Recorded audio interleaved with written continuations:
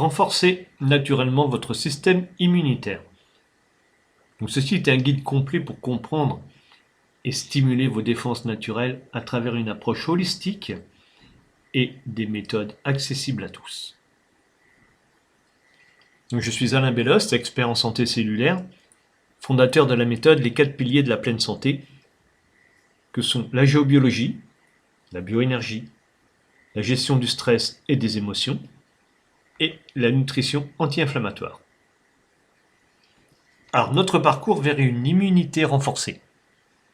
Donc la base, c'est de comprendre ce qu'est le système immunitaire, découvrir les mécanismes de notre défense naturelle, explorer le rôle de la flore intestinale, apprendre comment le microbiote intestinal influence notre immunité, adopter des pratiques nutritionnelles optimales, c'est-à-dire intégrer les aliments et les habitudes qui renforcent nos défenses immunitaires. Et enfin, mettre en place une hygiène de vie protectrice. C'est apprendre des techniques complémentaires pour une santé durable. Donc ensemble, explorons des solutions naturelles et accessibles à tous pour soutenir votre système immunitaire au quotidien. Donc le système immunitaire, qu'est-ce que c'est? C'est notre bouclier naturel. C'est notre système de défense. Donc notre système immunitaire, c'est une merveille de complexité qui nous protège contre les agents pathogènes comme les bactéries, les virus, mais aussi les champignons.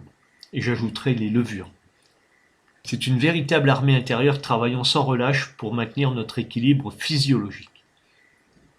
Ce système sophistiqué fonctionne grâce à 2 types d'immunité complémentaires.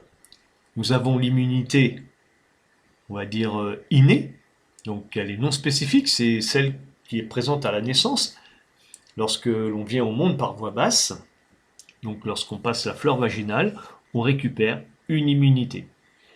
C'est pour ça qu'idéalement, il faut éviter les naissances par césarienne.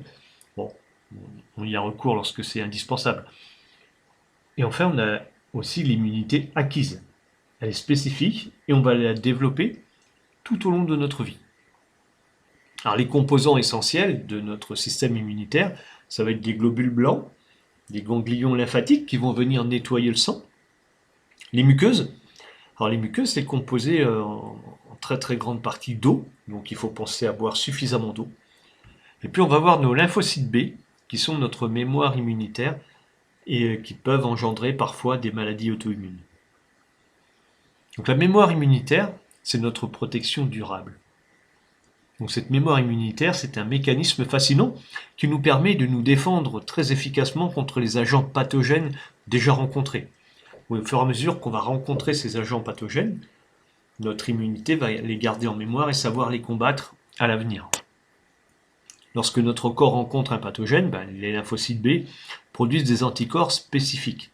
Ces cellules mémorisent ensuite l'empreinte du pathogène. C'est comme ça qu'elles vont pouvoir le reconnaître à la prochaine agression.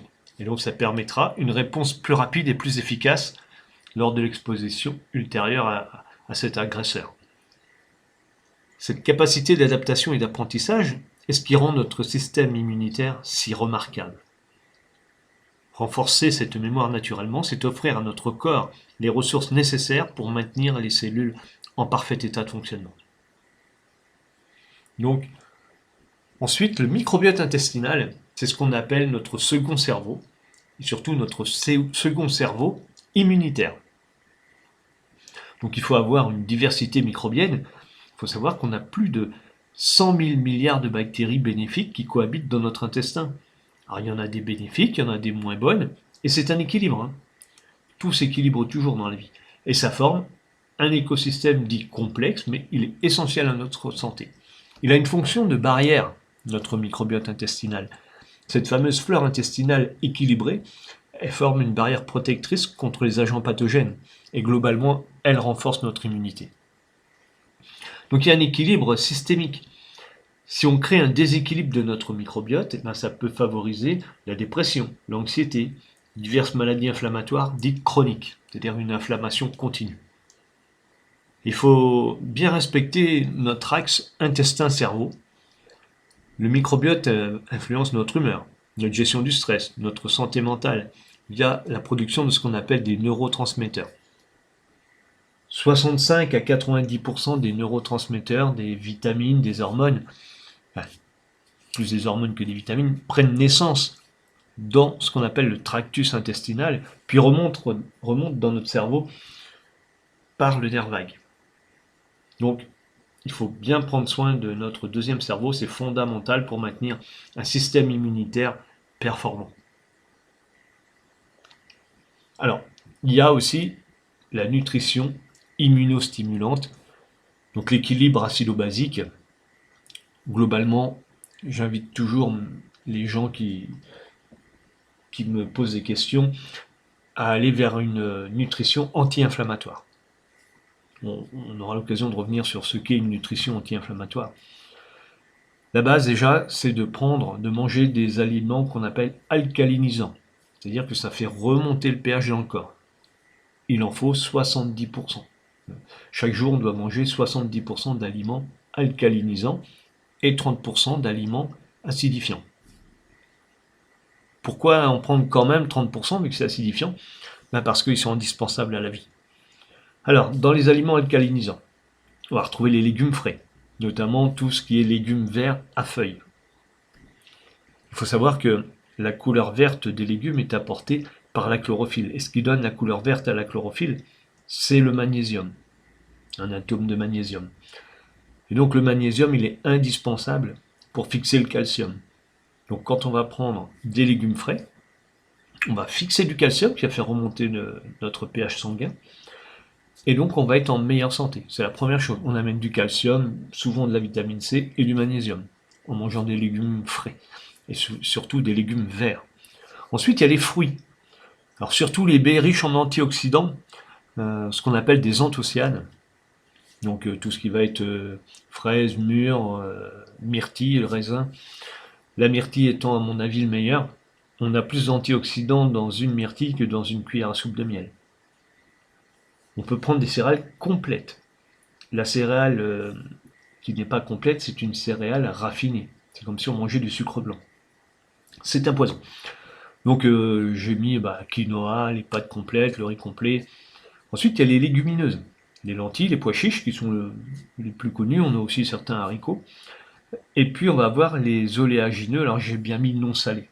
Parce que le sel a tendance à nous empoisonner, surtout le sel blanc, donc il faut éviter d'en manger trop. Et donc ces aliments créent un environnement favorable aux bonnes bactéries, ils vont permettre aux bactéries de se reproduire, notamment nos fameux fruits et légumes qui amènent ce qu'on appelle des prébiotiques par leurs fibres. Donc ces fameuses bactéries intestinales vont faciliter le fonctionnement optimal du système immunitaire.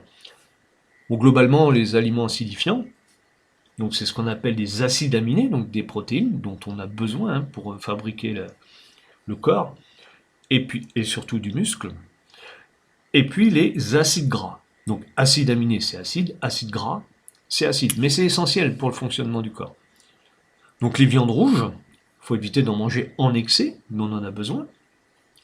Les produits ultra transformés, les sucres raffinés, l'alcool, le tabac, tout ça c'est très très oxydant pour le corps. Et puis les aliments frits, donc ce qu'on appelle la cuisson par immersion, tout ce qui est plongé dans l'huile, c'est mauvais pour la santé. Et tout ce qui est très riche en graisses saturées, donc on va trouver notamment les charcuteries. Alors les super aliments, qui sont les alliés de notre immunité. Donc on va avoir des épices comme le gingembre et le curcuma. Idéalement, on va ajouter ce qu'on appelle de la piperine, donc du poivre noir pour bien assimiler le curcuma. Et puis, idéalement, on le consomme dans de la graisse. Personnellement, je les réchauffe ou parfois je les fais cuire dans de l'huile d'olive. Comme ça, quand on va consommer l'huile d'olive, on va assimiler le fameux gingembre et curcuma et la piperine.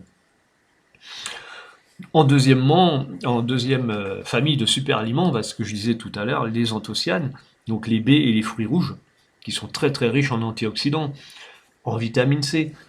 Et là, ils vont venir combattre ce qu'on appelle le stress oxydatif. Le stress oxydatif, c'est ce qui provoque, ce qui entraîne des cancers. Donc, idéalement, il vaut mieux se protéger avant de développer la maladie. Puis ensuite, on va voir les oméga 3. Donc ils sont présents dans les poissons gras, donc le saumon, sardine, le maquereau, le hareng, l'anchois.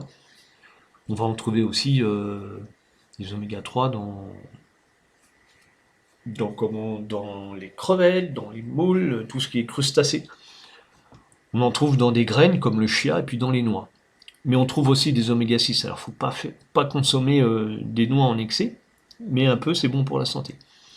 Et donc ces oméga 3, ils régulent l'inflammation et ils soutiennent le fonctionnement du système immunitaire, et notamment le cerveau, parce que le cerveau est composé à plus de 60% d'oméga 3. Donc c'est important d'apporter des oméga 3 dans notre alimentation. Donc intégrer ces super aliments à votre alimentation quotidienne pour obtenir un soutien immunitaire constant et efficace. Le but étant de retrouver la pleine santé et de rester en bonne santé. Donc il y a des habitudes de vie et des rythmes naturels à respecter. Donc il y a un sommeil déjà réparateur. Beaucoup de gens ne dorment pas assez.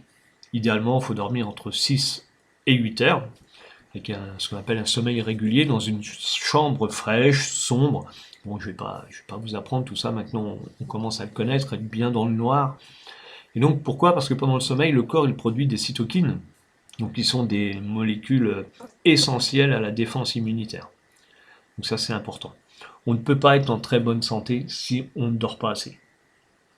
Ensuite, l'activité modérée, l'activité physique modérée, ceux qui me connaissent, je recommande souvent 30 minutes de marche par jour dans la nature. Pas un rythme trop soutenu. Déjà, le fait d'avoir des petits chocs quand on marche, ça va permettre de fixer du calcium, on va renforcer nos os, on va stimuler la circulation de la lymphe dans le corps. Il faut savoir que la lymphe, il n'y a pas de pompe dans le corps pour faire circuler la lymphe, c'est juste par le mouvement qu'on va le faire. Il y a des gens qui se tapent, ça s'appelle le tapping, mais idéalement, voilà, on va marcher dans la nature, on fait quelques petits exercices de temps en temps, petits exercices d'assouplissement que j'enseigne à beaucoup de gens. Et tout ça, ça va permettre de faire circuler la lymphe qui va venir nettoyer notre sang, donc on va éliminer les toxines. La lymphe qui circule bien dans le corps, souvent, elle circule mal parce qu'on a nos ganglions lymphatiques qui vont bloquer la circulation de la lymphe.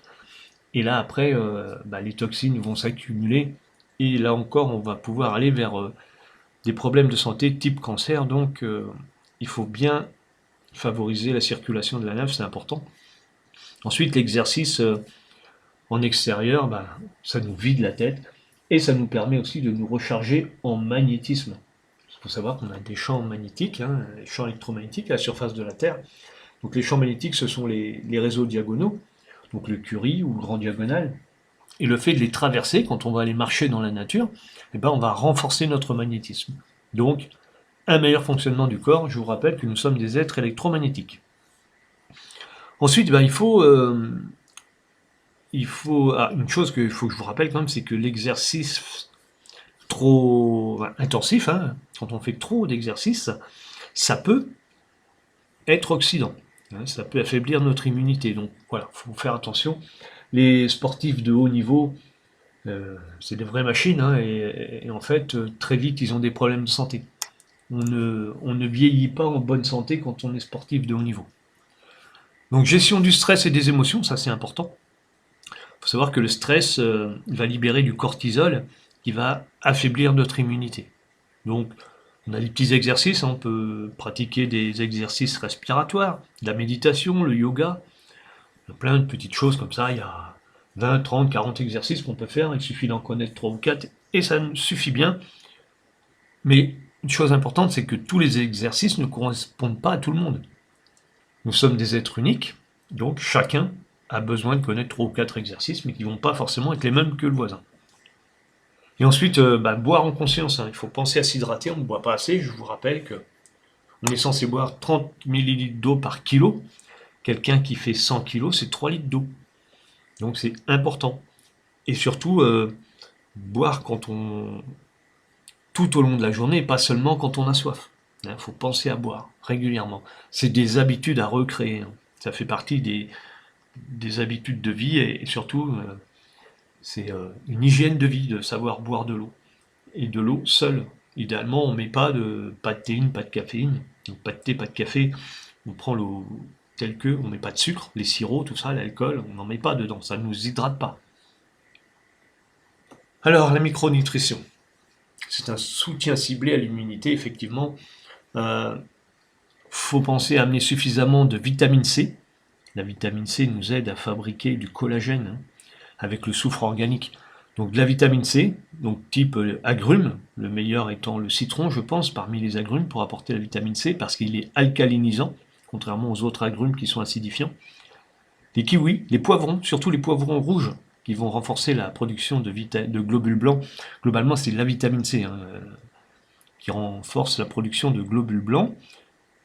Il faut amener de la vitamine D, donc s'exposer au soleil de façon modérée mais suffisamment, c'est-à-dire idéalement avec les bras nus, les jambes nues, pas de lunettes de soleil. Ensuite, pour la vitamine D, on va avoir les poissons gras, qui vont nous apporter notamment de la vitamine D, mais bien plus que la vitamine D. Mais le zinc, donc on va trouver dans les fruits de mer, dans les graines de courge. Il faut savoir que le zinc, il participe à plus de 300 fonctions et réactions enzymatiques dans le corps. Le magnésium, qu'on va trouver dans les légumes verts, comme je vous le disais tout à l'heure, dans le chocolat noir aussi, qui est un anti-stress naturel. C'est le magnésium, hein, qui est un anti-stress naturel. C'est aussi un accélérateur de transit. C'est pour ça que les gens qui sont constipés boivent de l'épar, parce qu'il y a du magnésium dedans et que c'est laxatif.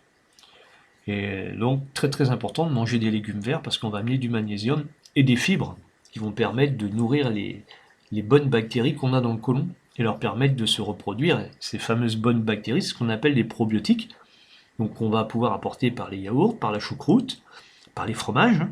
Et tout ça, ça permet d'équilibrer la flore intestinale. Et donc, il est important aussi de penser à amener donc, les fameux légumes qu'on appelle des prébiotiques pour faire en sorte que les probiotiques qu'on a dans le côlon se reproduisent. On en amène par l'alimentation, par la nutrition, mais il faut aussi entretenir ceux qu'on a déjà présents dans notre côlon. Alors, les micronutriments, ce qu'il faut rappeler, et se rappeler surtout, c'est que ce sont des alliés essentiels pour le fonctionnement optimal de notre système immunitaire. Toujours privilégier des sources alimentaires naturelles et envisager les compléments uniquement en cas de carence avérée ou de besoin accru.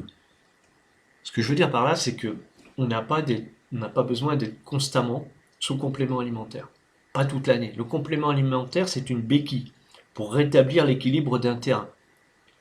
Si on ne change rien à nos habitudes, effectivement, il faudra être constamment sous complément alimentaire. Le but du complément alimentaire, c'est de vous accompagner le temps de mettre en place des bonnes habitudes des bonnes habitudes de vie et une nouvelle hygiène de vie. On change les choses petit à petit. On ne peut pas tout changer d'un coup. Donc là, on a parfois besoin d'être accompagné par un complément alimentaire. Alors l'hygiène de vie et la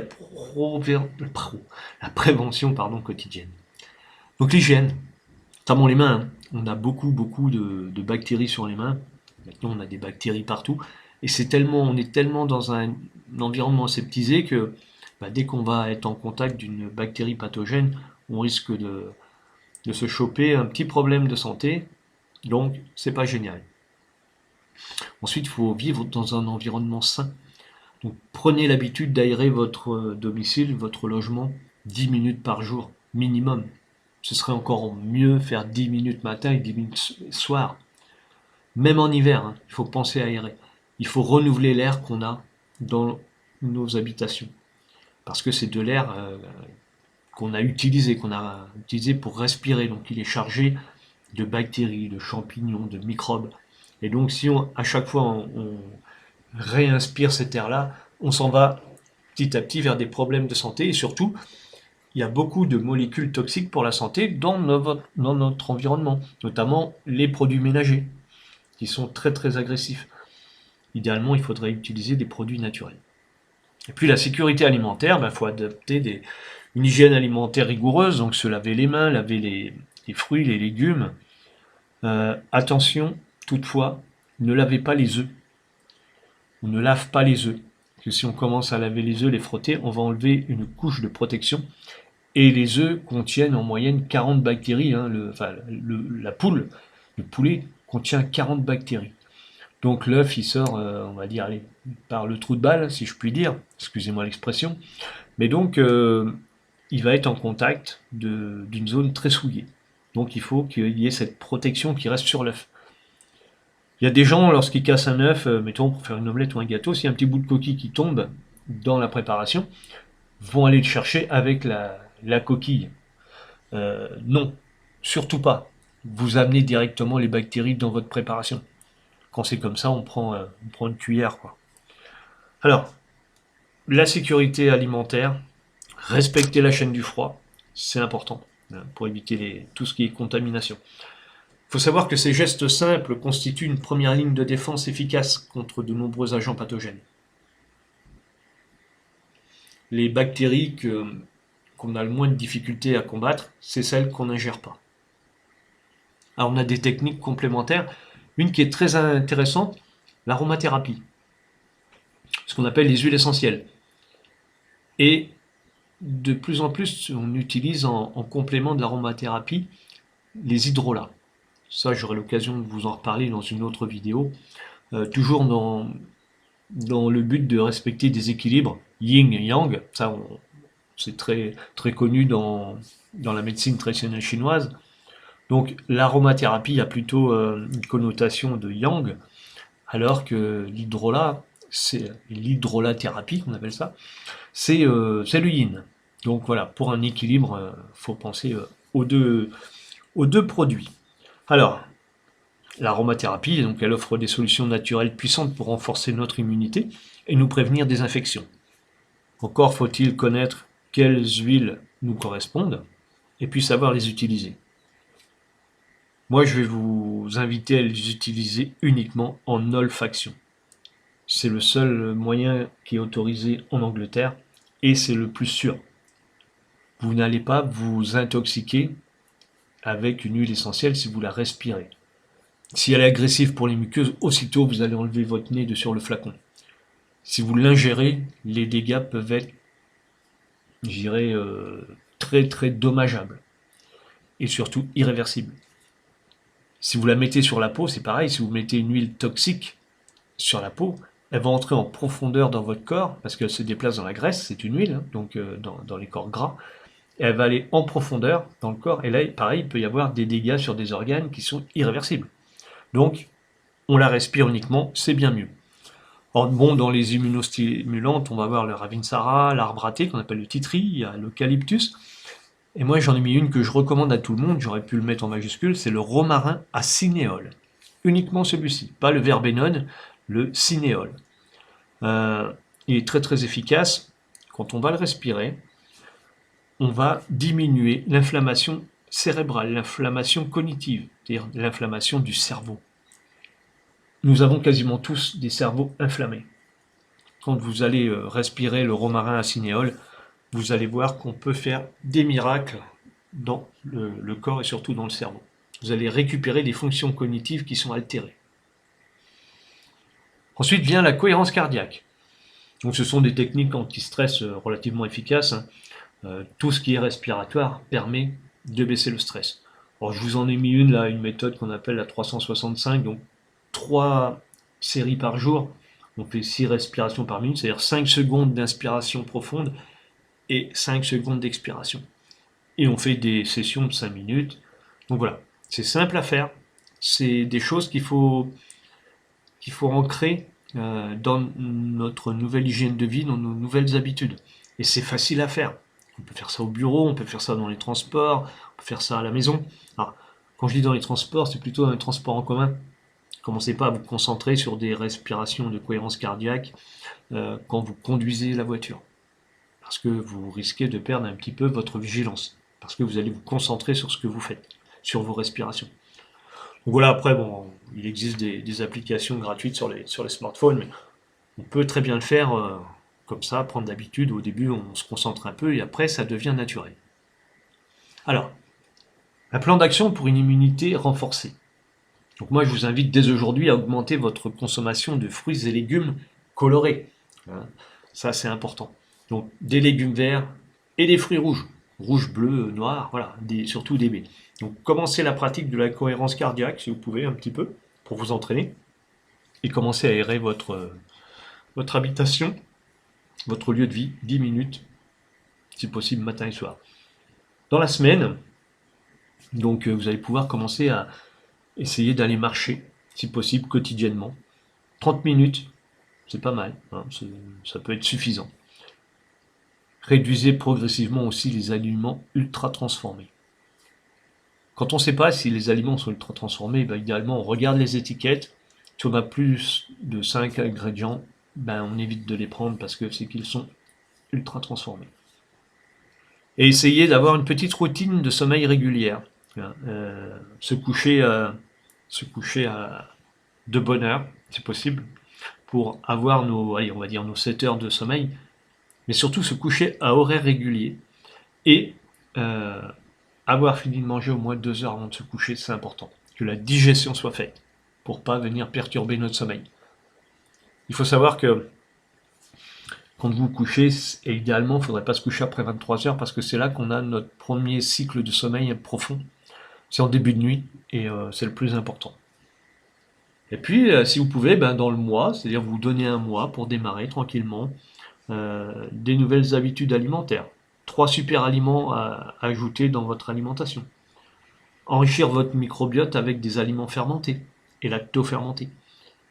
Et puis, ce qui est bien aussi, c'est d'évaluer ses progrès pour pouvoir ajuster un peu les approches qu'on a mis en place. Donc rappelez-vous, la clé d'une immunité forte réside dans la constance de petites actions quotidiennes, plutôt que dans des mesures drastiques occasionnelles. Voilà. Un sportif de haut niveau, il s'entraîne tous les jours. Il ne s'entraîne pas que le dimanche. Voilà. Donc, pensez comme un sportif de haut niveau, entraînez-vous au quotidien. Votre santé est votre richesse la plus précieuse. Prenez-en soin naturellement. Voilà, on arrive au bout de cette vidéo. Je vous remercie de l'avoir regardé jusqu'au bout.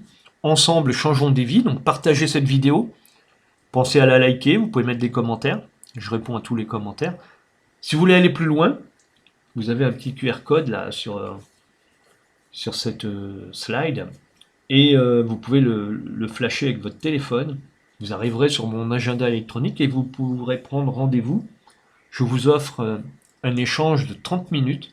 On parlera santé, on ne parlera pas météo. Hein.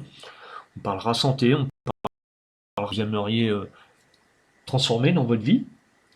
Et une minute de conseil gratuit. C'est moi qui vous rappellerai à l'horaire que vous aurez choisi en vous inscrivant sur mon agenda électronique. Voilà, je vous remercie d'avoir été attentif jusqu'au bout et je vous dis à très vite pour une nouvelle vidéo.